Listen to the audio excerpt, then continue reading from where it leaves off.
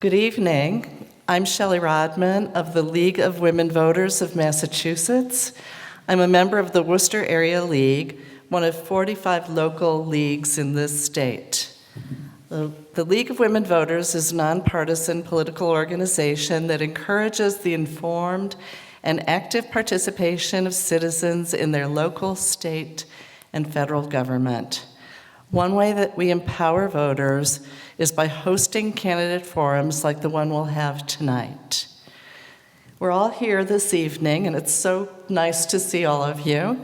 We're all here this evening to hear from the two candidates for state representative for the 7th Hampden District, James Chip Harrington and Aaron Saunders. I want to acknowledge Mary Ann Reynolds from the town of Petersham, who reached out to the League of Women Voters and requested our involvement in organizing this forum.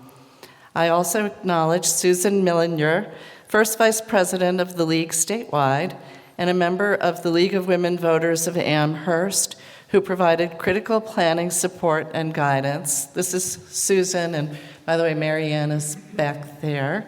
Our thanks to Athol Orange Community TV for providing the equipment and expertise that allows us to record this forum. Carol Corville, behind the camera, is with us tonight doing the recording.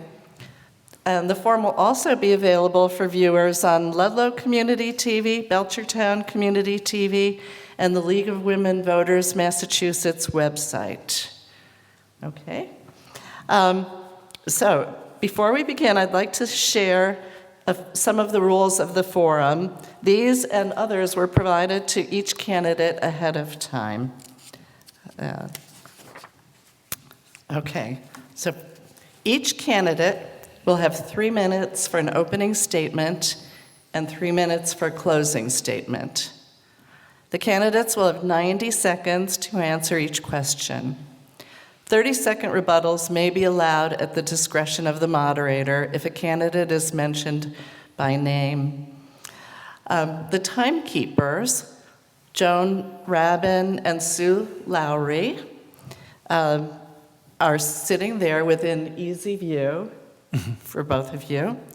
And the timekeepers will alert you when you have 30 seconds remaining on your time. That's the yellow circle, 30 seconds.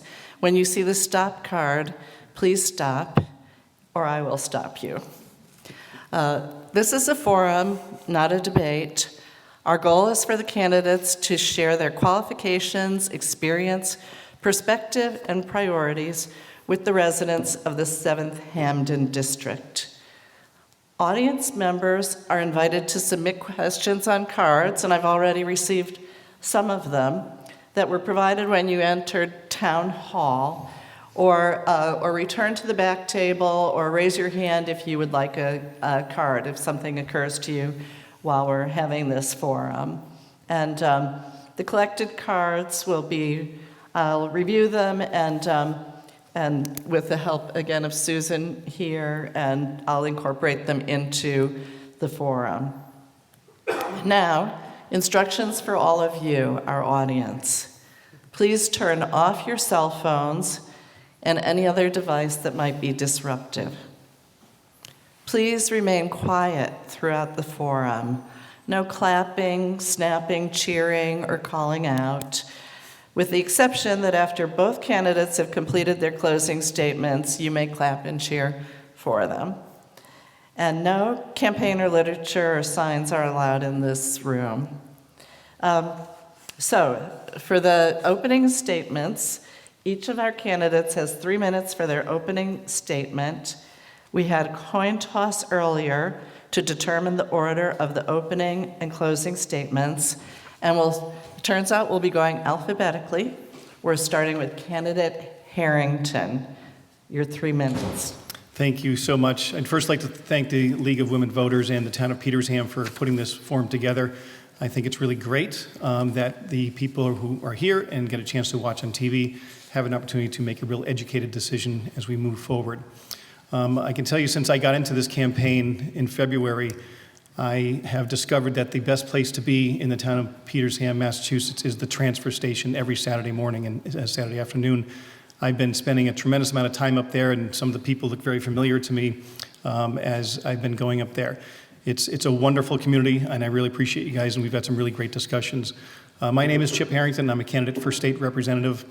Just to give you a little background on myself, I'm a lifelong resident of the town of Ludlow, that's the Hampden County part of this for the 7th Hampden District.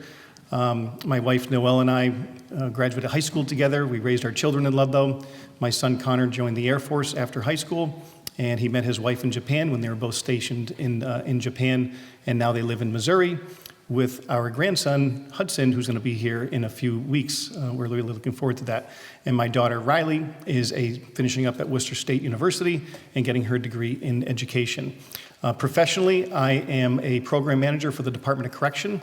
I started my career in corrections in 1992 as a corrections officer, and I've been, for 30 years now, I've been involved in that business, and I write curriculum for people who are incarcerated and getting ready to release and re-enter the community. We do resume writing and jobs seeking and housing for those people.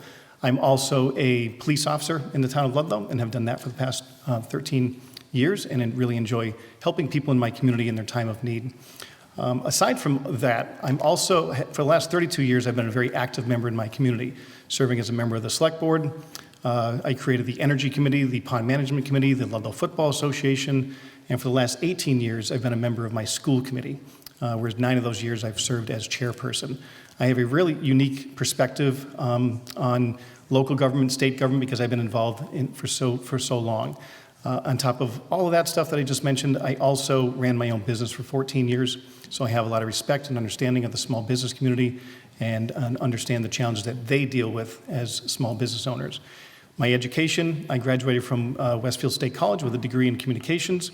I attended the University of Massachusetts in their master's program for public administration, and believe it or not, after everything I just told you I do, I'm actually in another master's program right now for criminal justice. So I'm studying to get a master's degree from Southern New Hampshire University. So I really look forward to this forum, and thank you so much. I look forward to earning your support on November 8th. Thank you. Thank you. Candidate Saunders? Thank you. And first of all, I want to extend my appreciation to the League of Women Voters for hosting tonight's forum. The League's work does not necessarily need me to sing its praises. Its reputation precedes itself in opening ballot access to so many, especially those who are from time to time sought to be kept from having access to voting, whether it's voter ID laws or some of the other really repressive stuff that we've seen. My name is Aaron Saunders. I'm a candidate for state representative in the 7th Hampden District, and I'm asking for your vote. I'd suggest that this race comes down to who is going to be the most effective advocate on behalf of this district, its communities, and its residents. And to that end, I offer 15 years of experience working in state and local government. I spent 7 years as chief of staff to former Senator Gail Kadaris in the State House. I had the opportunity to see firsthand how that building works, what's effective, what's not effective, and everything in between. Since then, I work for a firm out of Boston called Benchmark Strategies. You may hear about this in the pejorative as a lobbyist, but I'll tell you, as a lobbyist, the relationships that I've been able to build on behalf of the 7th Hampden District will be put to use on day one. These are the folks from not only the House, the Senate, the folks who work across government in ways that do, in fact, take years to build. Being able to hit the ground running is something I offer that's truly unique in this race. I also am a small business owner. I own Loophole Brewing, along with 2 partners. And for 7 years, I served on the select board in Ludlow, Massachusetts, where I was born and raised. I now reside in Belchertown with my wife and 3 daughters. And having gotten into this race, it was back in February, it's been a really nice opportunity to get to know North Quabbin the way we've come to know it. This region has so much opportunity, and so often when you have an open rep seat, it's because somebody's leaving. But we have a really unique opportunity here for 3 women who represent different parts of the 7th Hampden district who are going to be back at the State House. Susanna Whips, Mindy Dahm, and Natalie Blais. I'm thrilled to work with those women along with Joe Comerford to learn with them and to advocate on behalf of the 7th Hampden district. Thank you. Thank you. Okay, and thank you to both of you for providing thorough background for all of us. And I know now I have to keep facing this way if you're going to hear me. I'm receiving lots of questions from the audience, so I'm going to do my best to incorporate them. But one thing I've noticed right away is a different sense of questions depending on what part of this district you're from. And so I'd like to ask a question about serving 7 towns in different constituencies. And for this question, we're going to start first with Aaron Saunders and then go to Chip Harrington. How do you see yourself successfully serving such a diverse district with 7 towns and different constituencies and priorities within towns? What have you learned from campaigning about the communities you'll be serving? Thanks for the question. And it's a really important one for this district. The first I'd say is my experience. When I was Senator Kendaris' chief of staff, that district spanned 9 communities, 2 counties, and we were responsible for meeting the needs of a tremendously diverse group of communities and residents. And that experience will go to work on day 1 on behalf of the 7th Hampden. What I've learned is that the 7th Hampden district, we have a lot of the same concerns, a lot of the same challenges, and a lot of the same opportunities. And when you go to Boston and you talk with folks out there, and I love them to death, but they don't necessarily care about the differences between Wendell and New Salem. They don't necessarily care about the differences between Belchertown and Pelham, or Ludlow and Petersham for that matter. And working as a team with Mindy Dahm, with Natalie Blais, with Susie Whips, with Joe Comerford, that is going to be the difference maker in making sure that we deliver for North Quabbin, for all of the 7th Hampden district. And candidate Harrington?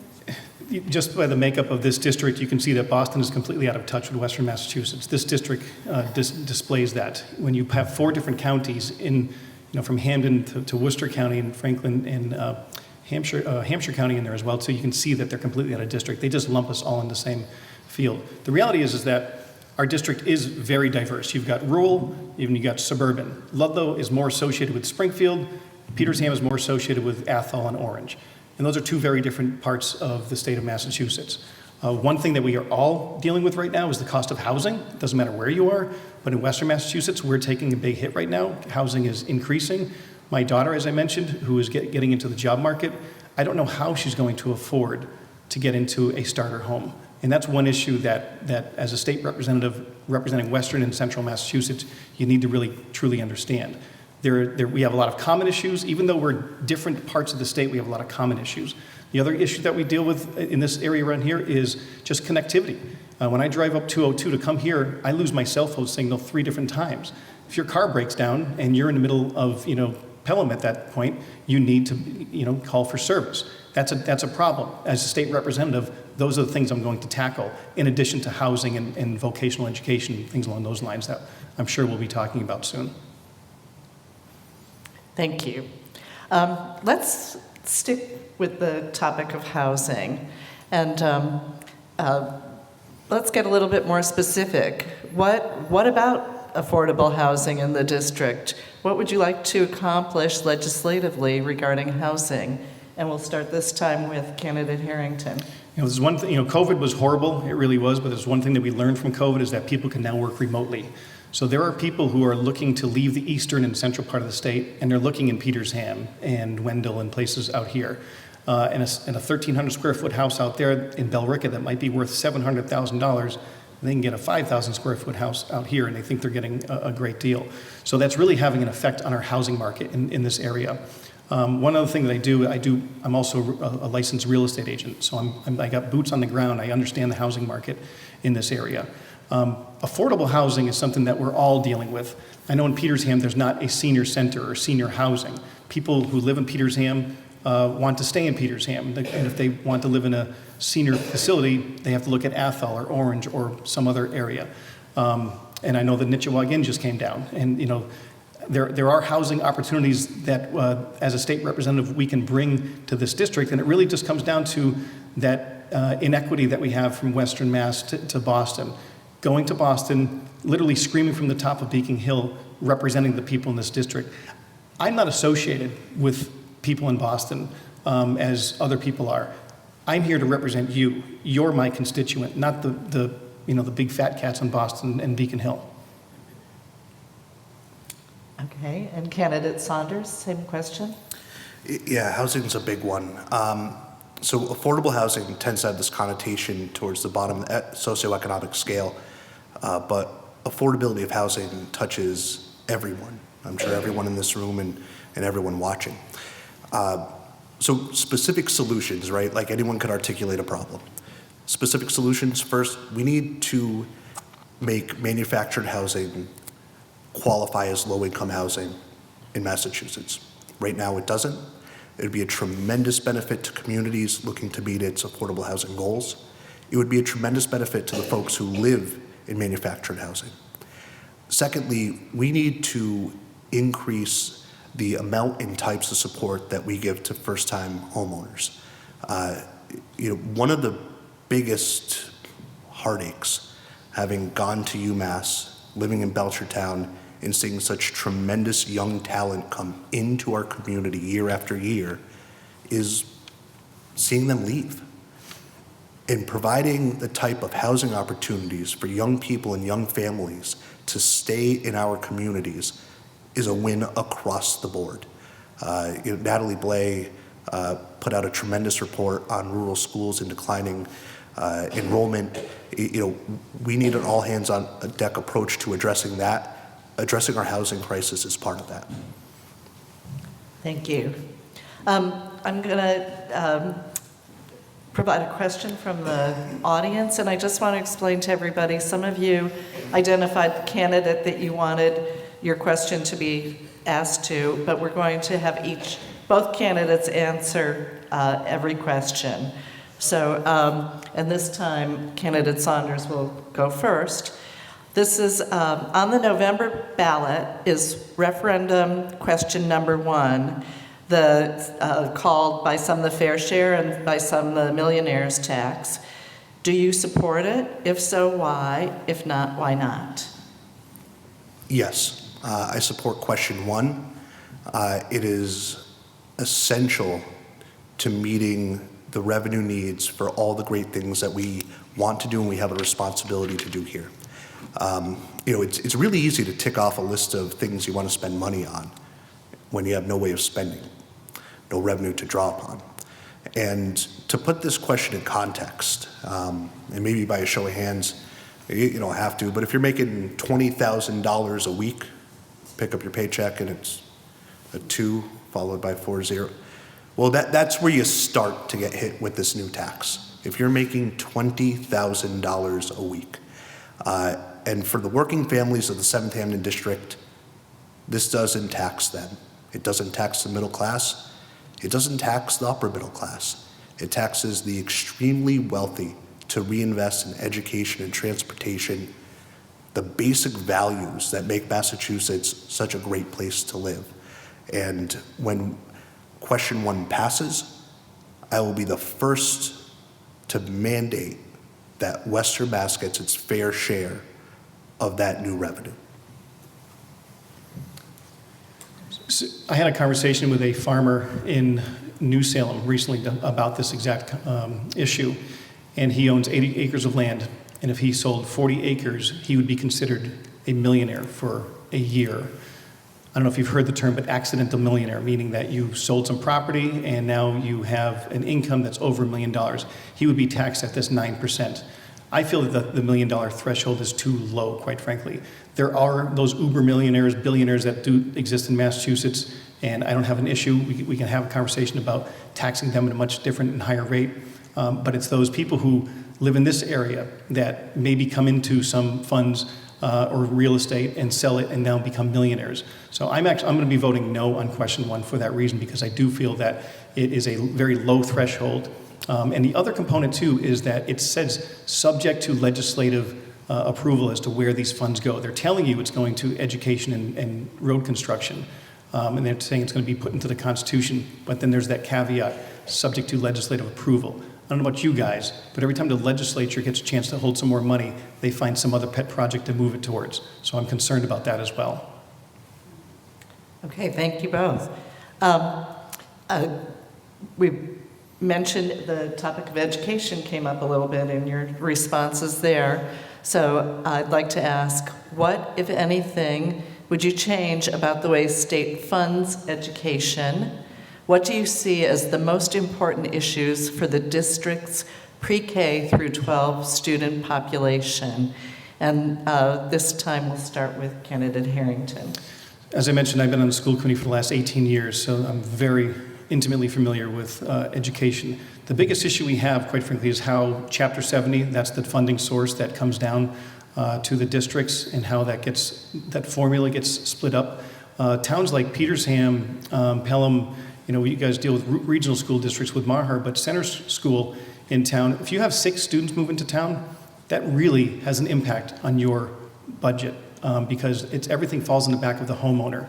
The state needs to take that into account for rural communities like Petersham. In Ludlow, when they just recently changed the Chapter 70 formula, we got a $70,000 increase. Now, mind you, our budget, our school budget, is about $40 million. So that was literally nothing to us whatsoever. There's inequity when it comes to Chapter 70 funding for the rural districts. The cities, Chicopee, Springfield, Athol, Orange, Worcester, they're getting a good percentage, a good fair share of that because that's where there's a big identified need out there. But our smaller communities are really taking a hit through Chapter 70. That formula needs to be relooked at and reevaluated so that towns like Petersham, when 6 kids move into town, they don't have to tax them put the tax in the back of the homeowners in town. That's not fair. Oops, sorry. Candidate Saunders. Yeah, so I'd start with special education. For so many of our communities, a special education budget that changes mid-year with an out-of-district placement can really turn the whole thing sideways. And we need to revamp the way that we fund special education from the state. We cannot put our children in a spot where school districts are looking to choose between the best interest of a child and meeting a budget obligation. And it should come as no surprise that it's going to take money. It's going to take money from the Fair Share Amendment to pay for this. It's going to take money from the Fair Share Amendment to increase Chapter 70 funding. It doesn't appear out of thin air, folks.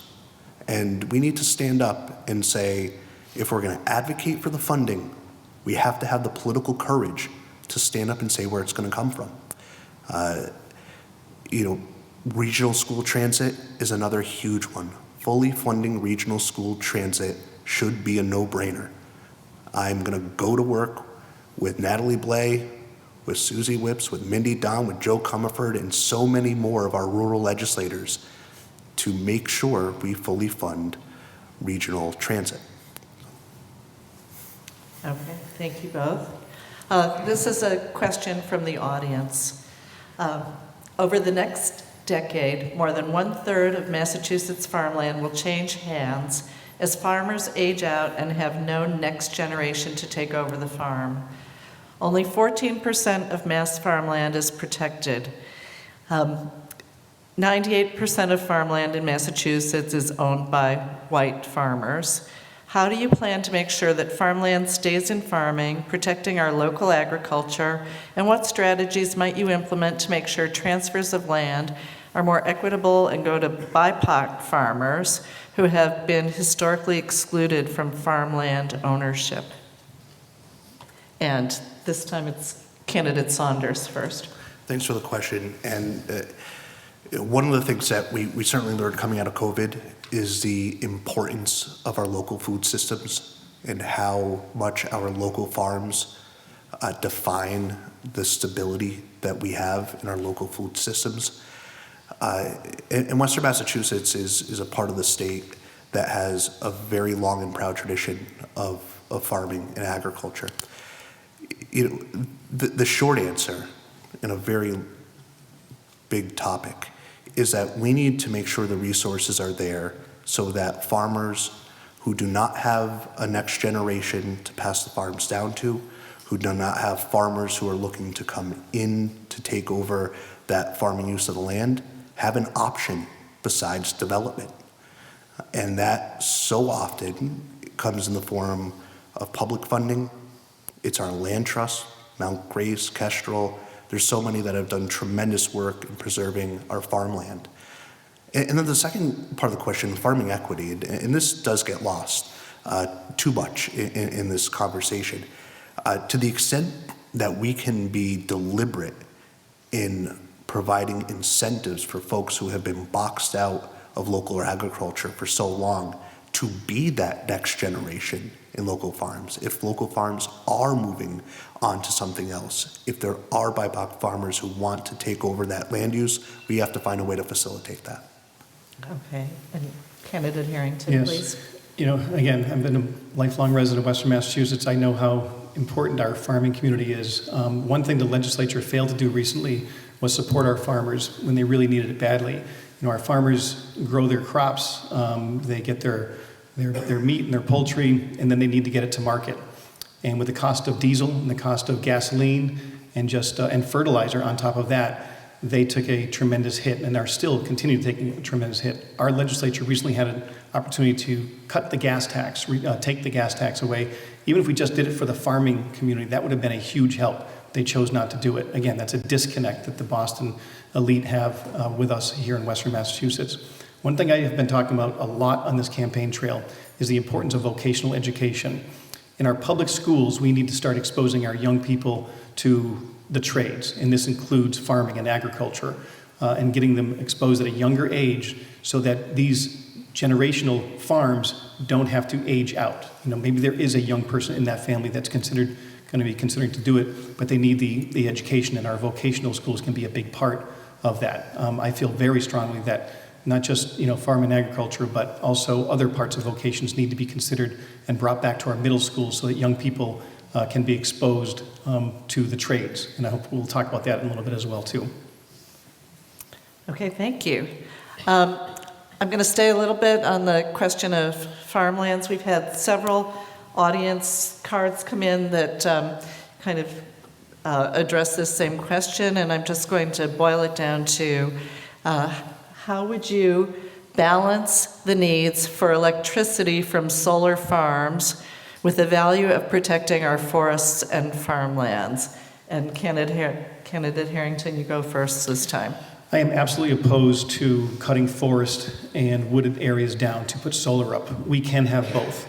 As I mentioned, I was the chairperson I created the energy committee for the town of Ludlow.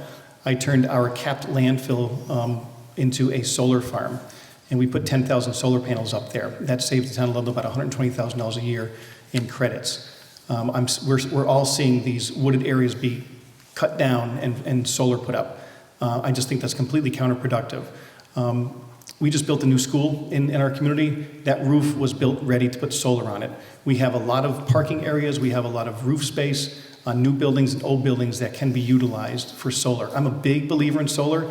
I think it works, and I think it's something that we, as a Commonwealth, need to incentivize people to move towards the solar area, but it needs to be done appropriately without disturbing our aquifers. And when you start cutting these trees down, you're changing the flow of the water underneath the ground. So I feel that there's a strong way to do it. We do need both. We can do both, but right now we're going about it the wrong way. And candidate Saunders? So when I first got into this race, the initial conversations I had with folks in the North Quabbin area was around this topic, in discussing our urgent need for a transition to renewable energy that does not include clear-cutting our forests. And right now in Massachusetts, under Governor Baker, there's an incentive. There is an incentive paid for by your tax dollars to clear-cut forests. That's wrong. It needs to stop. When I go to Boston on your behalf, I will work on that from day one. We have tremendous amounts of built environment that are ideal for solar. Our rooftops, parking lots. We need to move our incentives for solar away from clear-cutting forests to finding a way for homeowners to afford to own solar on their rooftops without fishing $20,000 out from between the couch cushions. We need to incent municipalities to be able to put solar up in their municipal parking lots, well beyond what's available today, because it's not working. Otherwise, you'd see solar in every town hall parking lot and on every town hall roof. And that is something that we absolutely need to do to get to our climate goals here in Massachusetts. Thank you. Okay. We'll change the topic a little bit. And I think that a lot of people are interested in this question. What are your strategies for supporting seniors in the district? Please specifically address housing and something that came up in some of the cards, cost of energy, transportation, options for aging in place, and social support. And we're starting this time with candidate Saunders. So the common thread through all those topics is right sizing. We need to right size our senior housing. We need to right size our public transit to meet the needs of our rural communities. Folks should be able to age in their homes, and absent being able to age in their homes, they should be able to age in their communities. So when you look at the types of incentives that currently exist under the Baker administration for housing, you don't find one that meets the needs of Petersham or New Salem or Wendell. We need to have housing incentives that are directed specifically for our rural communities. When it comes to transit, we need to invest in our RTAs. We need to make sure that whether it's Franklin, Worcester, or the PVTA, the resources are there to make sure our seniors can get from home to the grocery store, to doctor's appointments, and to so much of the other basics of life that friends in cities may have much more access to robust public transit. This is one I guess politicians are used to making big promises that they can never come through on.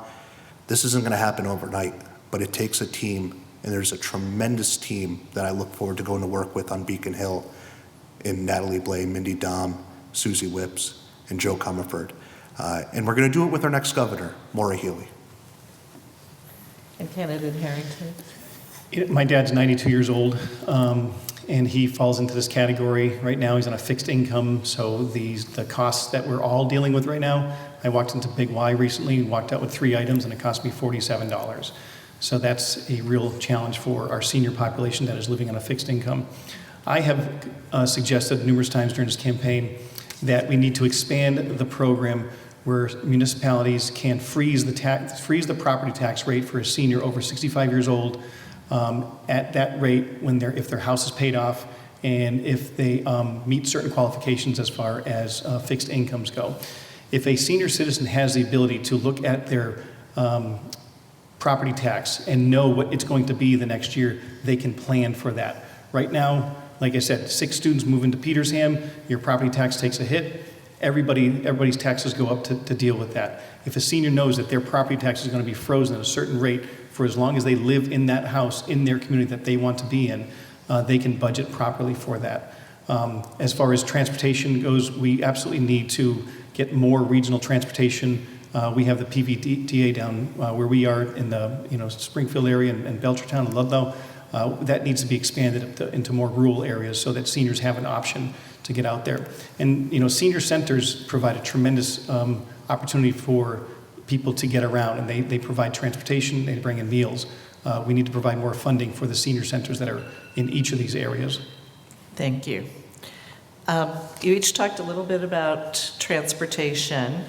I'm going to ask a question where transportation might be a piece of it. In October 2021, the state auditor published a report, Public Infrastructure in Western Massachusetts, a critical need for regional investment and revitalization. What are your greatest concerns about the district's infrastructure, and what steps do you recommend to address them? Candidate Harrington? Infrastructure-wise, there's a lot of different components to that. You just talk about our roads and our bridges. We have put a lot of funds into that, and I know we're getting some significant funding from Washington to address some of those issues there as well. But really, when you talk about transportation, there's a tremendous amount of talk about east-west rail that goes, it could go from Pittsfield all the way out to the Boston area. I'm fully in support of some type of they keep on talking about a train, but I think that we should be looking at the next technology. If we're going to be talking about, a rail service that's going to be going from Pittsfield to Boston, the next technology that is emerging, and it's actually happening around the country and the world, is Hyperloop. If we're going to spend $4 billion on a train that's going to go from Springfield to Boston or Pittsfield to Boston, then we really need to prepare for the next 20, 50, and 100 years of transportation. Right now, we're not. We're talking about 1800s technology with just a train. They're not calling it high speed anymore. They're just calling it a train that's going to go from Pittsfield to Boston. If we're going to invest that much money from federal and state funds, we need to look at what the next technology is going to be. Because Hyperloop, and if you haven't heard about it, go home and Google it. It's the Jetsons. But we need to start looking at what's next out there for technology, and that includes Worcester County all the way out to Suffolk County. It's really the next emerging technology. And Candidate Saunders? So infrastructure is a big one, and let me start underground and we'll move up. We need robust investment in our water and sewer infrastructure. This is essential for communities, especially in the southern part of the 7th Hampden. As you move north and more folks rely on wells and septics, we look at our roads and bridges as being an integral part of how we get from point A to point B. Without the investment in upkeep, especially on deficient bridges, it puts folks in our rural communities in a really tight spot.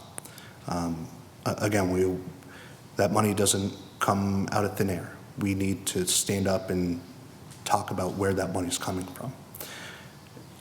With East-West Rail, it's not only a transformative transit project for our region, and that's both Worcester through Springfield to Boston, but also the northern tier.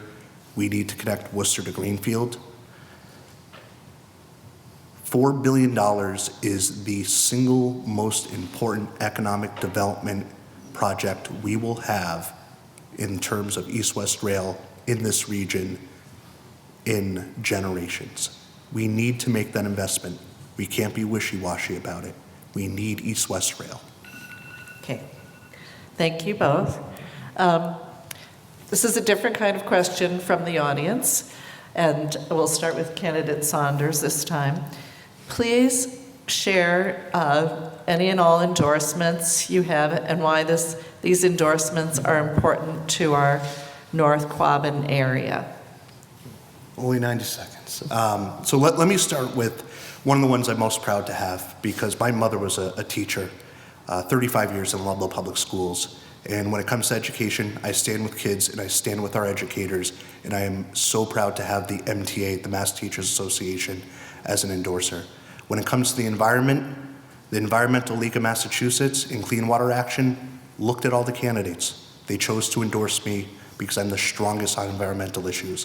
When it comes to labor and issues around trades, I have the unanimous support of the Massachusetts AFL-CIO, the Pioneer Valley Building Trades, and numerous local trade unions who have stepped up to support my candidacy. You can go to my website to see the sort of list of others, but I want to focus on maybe those to begin with, because education, environment, and economic development are so key to this campaign, to our region, and to our region's future, that it really personally means the world to have the support of those folks who look at every candidate in this race and have made that decision. Endorsements fall along party lines often. As candidates, if anybody's ever run for these things, you realize you get hundreds of questionnaires. I filled out a few of them and got some endorsements, which was wonderful, but they really do fall along party lines. I'm a registered Republican. I'm the only person in this race has actually paid union dues. I've been a union member as a member of the Corrections Association and as a police officer over the years. I get it. I've participated in all sorts of different union activities. The only endorsement that really matters is from the voter. I have been endorsed by Governor Baker and Lieutenant Governor Polito, and that's wonderful. But does it mean that you're going to vote for me because they did? No. You're going to make your decision up by looking at both candidates and seeing who you feel is going to represent you. So endorsements, as they can be wonderful, and you can put them on your website, and some are on my website as well too. I do have them. I'm not going to list them. But I don't hold them nearly as high as it does to the actual voter. When I knock on the 8,000 doors that I've knocked on in this campaign since I started this thing, that's the only endorsement that matters to me, is people that I get to look at in the eye and talk to about issues. Whether a union's going to endorse me, again, I'm the only person on this stage that has ever paid union dues. I get it. I'm a union guy. But your endorsement is the only thing that matters to me on November 8th. That's not true. So you did make a statement that implied something about the other candidate. So if you'd like to address that issue about union dues. Yeah, it's just not true, and Chip, you can't lie about me. I don't know if you are or not. Have you paid dues? Yes. Okay. USCW 1435. Okay, thank you. Let's see. We'll switch to economic development. Candidate Harrington, you go first. What do you see as the most important opportunities for economic development in the district? There's a lot, as we talked about. And again, looking at this district and how rural and suburban we are, economic development is far-reaching. And these funds have to come from the legislature and the executive branch. There's a lot that we look at. Some things have been mentioned about building up our infrastructure. But really, a lot of the things that we need to do is a lot of these older communities, and Ludlow is one of them, is that where we have a lot of these old mill buildings that were once mills, redeveloping those to bring in manufacturing, to bring in commercial, and to bring in residential housing units for those. New England, we're the heart of America, and we started off as manufacturing and hard, and bringing those areas back, just like Orange has done and Athol is doing, bringing those areas back, because that's where the future of the jobs are going to be. One thing that I did mention before about vocational schools, America, we've gone from producing things to just being consumers at this point. For every 3 vocational people in vocations that are retiring, there's only 1 person backfilling those jobs. So if we can get those jobs back, we can start getting back into producing items here. And that can happen right here in Western Massachusetts in some of our communities that were built up along these rivers where they had the mills. It's happening in Ludlow. I've been a big part of it, and I continue to be a part of it. And as your state representative, I'm going to make sure it happens over here as well. Thank you. And Candidate Saunders, same question about economic development? Yeah, so economic development is something that affects us regionally, and not necessarily the sort of arbitrary lines of a political district. And when you look at our district, you have the absolute economic development powerhouse of UMass Amherst. It's incredibly important that we maintain funding for UMass to be our flagship university in the university system. We need to continue to invest in revitalization projects regionally, some of which are in the 7th Hampden, right? So the Ludlow Mills, which is a project I started on when I was working on the select board back in 2008. The Belchertown State School, a project that has tremendous potential for the folks in Belchertown. But when you zoom out a little, we know that what happens in North Quabbin, whether it happens within Petersham or Wendell or New Salem, we need to have a regional approach. So if it helps Athol and Orange, then it helps us regionally. And that's why I really can't say enough how important it is that we go into this with a team mentality. One person going yelling and screaming doesn't get anything done in that building. I've seen people try, it fails. And when you go in with a strong team, all rowing in the same direction, that's how you get results. Okay. Thank you. I have a question here from the audience. I'm just going to boil it down to, it's long with lots of information, but I'm going to boil it down to what are your thoughts about the proposed commercial racetrack in the town of Hardwick?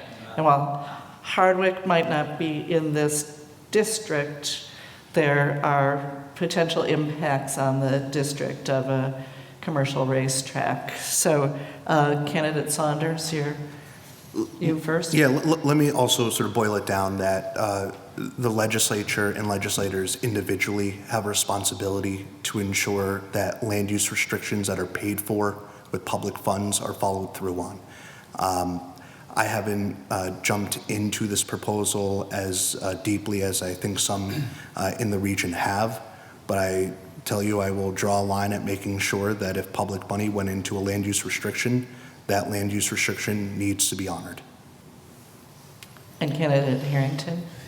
You know, I was actually having a conversation with a gentleman from Petersham who's dealing with this in his backyard, not this specific project, but something very similar. A lot of decisions are made at a local level. Like I said, I've been involved with the local level for 32 years. And the state will say to the local officials, you know, you guys make up the decisions of how you want to do this. There is environmental impact there. There is noise impact when it comes to something along these lines.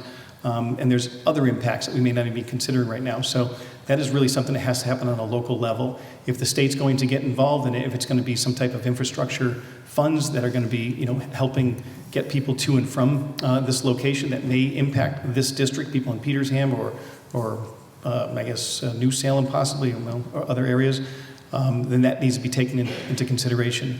But really, this is that's a local issue, and as a state representative, I'm there to represent what that district needs are and what that district's wishes are.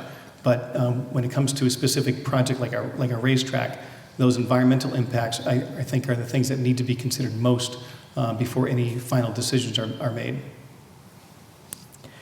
Thank you. And this will be our last question before your closing remarks. The district communities are gradually becoming more diverse. Describe your responsibility in moving towards equity, inclusion, and accountability in the district, and making the district welcoming to all. And your first, Candidate Harrington. We are becoming a more diverse society, and that's great. You know, everybody brings something to the table, and we should certainly be welcoming of all cultures, all genders, all religions. You know, one thing I do for my day job for the DOC is I work with all of our chaplains, so I get to work with our Muslim chaplains and our Catholic and Protestant and our Jewish chaplains, and they all get along because they have one thing in common, faith. And that's one thing that we should always have as well, too, as open people in Western Massachusetts. I think we've always been very accommodating, and we should continue being that. And if anybody is you know, feeling that they're being left out, their voice isn't being heard, then that's wrong, and that needs to be changed. As a member of the school committee in the town of Ludlow that I have been for the last 18 years, we talk about this all the time as far as just making sure that our classrooms are equitable, our students feel comfortable, they feel safe, and they feel that the school is a safe learning environment for them to move forward on. So as Western Mass people and Central Mass people, where we are right now, we need to carry that tradition. We have a tradition here in Western Mass of opening our arms and helping people when they need help the most. We're always there for them. Thank you. And candidate Saunders? Yes, so much of the strength in our communities comes from our diversity, and we have to be deliberate about it. Growing up in Ludlow, in this district, interestingly enough, we haven't gotten a lot into statistics. This district is 87.5% white, right? It's not an incredibly diverse district by Massachusetts standards. And one of the things that occurs to me is that we have to be deliberate in how we welcome and encourage diversity. Because if you happen to fall outside that 87.5%, it might be a little lonely, might be a little less likely to speak up, might be a little less likely to participate. And only through our actions of being proactive and being welcoming, being proactive and being engaged, being proactive in creating in our schools spaces for people to celebrate their diversity, are we going to fully enjoy that strength and diversity that makes our communities such rich places to live. Thank you.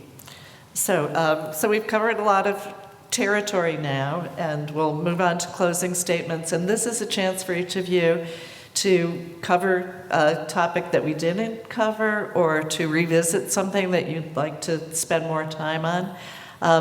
The closing statements will be in reverse order of the opening statements. So candidate Saunders, you have your 3 minutes now for your closing statement. Great, thank you. And let me close the way that I opened by thanking the League of Women Voters for putting together this forum and hosting.